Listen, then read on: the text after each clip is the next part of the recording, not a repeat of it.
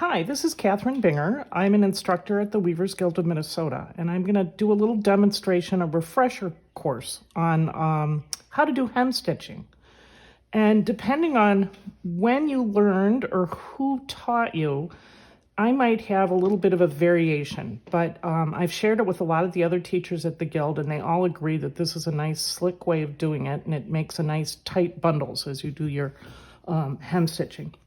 So I've already separated my, evened out my warp and with waste yarn, and now I'm gonna start weaving. I'm using a rigid heddle today, but it's the same process on a floor loom, the hem stitching.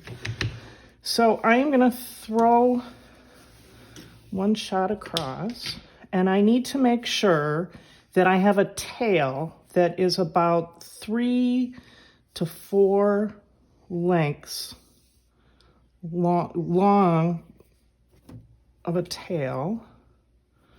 So here's my long tail. That's what I'm going to do the hem stitching with. So I've done one shot across. I'm going to place that, and then I'm going to go in the down shed,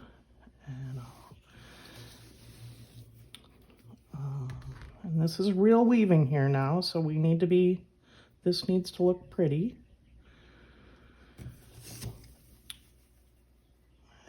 So I've got 2 shots. I'm going to have 4 shots before I start my hem stitching. So let me go back and forth one more time.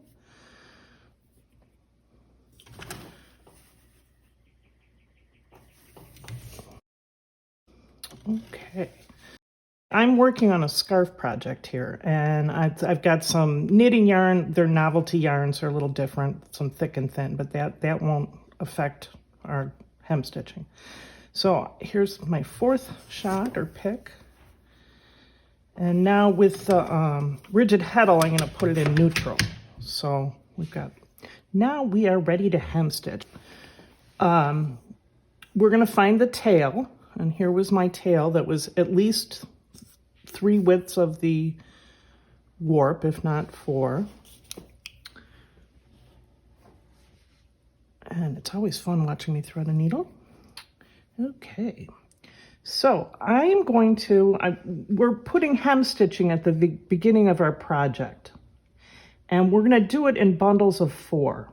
And it just happens that this scarf pattern is 4 of one color and 4 of the next yarn and 4 of the next. So this is going to be easy to do the counting. Okay, I've got my needle threaded on the tail. I'm going to go under 4 and come up, and I'm gonna catch this loop here. And this is what might be a little different on something that what you were taught. We'll see. It might be the same, but this is, we're gonna put the needle in that loop there.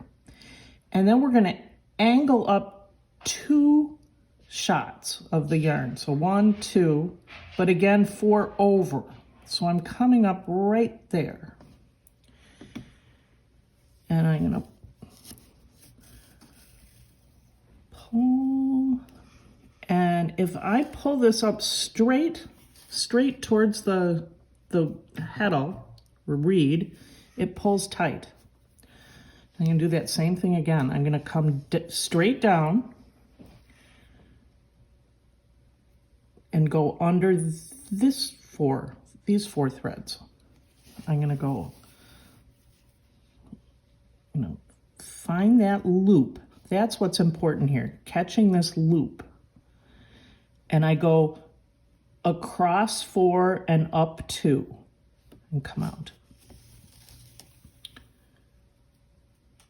And if you pull straight up, it snugs up nice and tight and stays, locks in.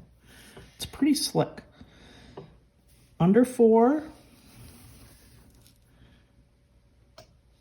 catch that loop there, across 4 and up 2,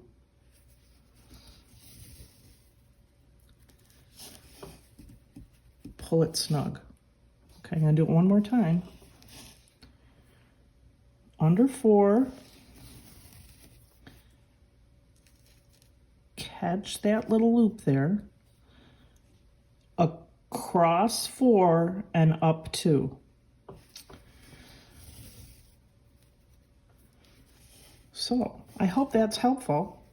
I'm going to show, after I'm done demonstrating, I'm going to show a diagram, 2 diagrams. One is just the basic maneuvering like this, just like I'm showing you. I'm right-handed, so this is how I do it.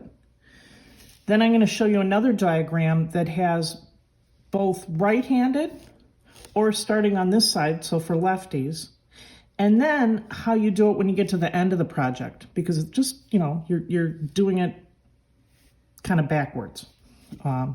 Hope this was helpful. Look for other of these videos coming soon. We're hoping to put some more, you know, tips and refresher things, how to use different tools. Just look for them on the website. We're kind of excited about it. So enjoy your day. Okay, here's a really great diagram. I have to thank my husband, Richard Binger. Thank you so much. This is great. But this is what we did. We started at point A, and we went under 4 threads and came out at B. And then we went over and caught that loop right there, back to A. We went across underneath to C, came up, and then went back into B. So now we're starting again, and this becomes A. So this is what you're doing. If you want, you could pause the video and take a screenshot of this and print it out if you want. That might be helpful. Then we have another diagram. Again, thank you, husband. So we've got, this is the right-handed start here. And this is how you'd finish it off at the other end when you finished your project. And here are the directions on how to do it left-handed, starting and finishing. Again, I hope this was helpful.